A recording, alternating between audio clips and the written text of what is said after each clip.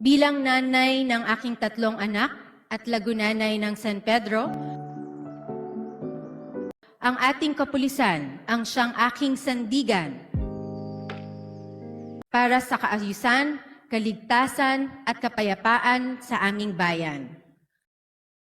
Bilang mga tagapangalaga ng karapatan at tagapagsiguro na patas ang tingin at pagtrato sa bawat mamamayan, kapayapaan, kaligtasan at makatarungang panggapan sa sinumpaang tungkulin, yan po ang aking panawagan para sa kapakanan ng bayan ng San Pedro.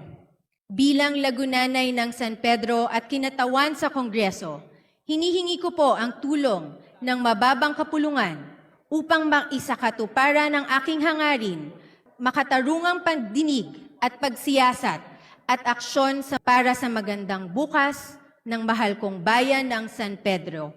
Diyos ti agnina kada kayo, amen. Maraming salamat po.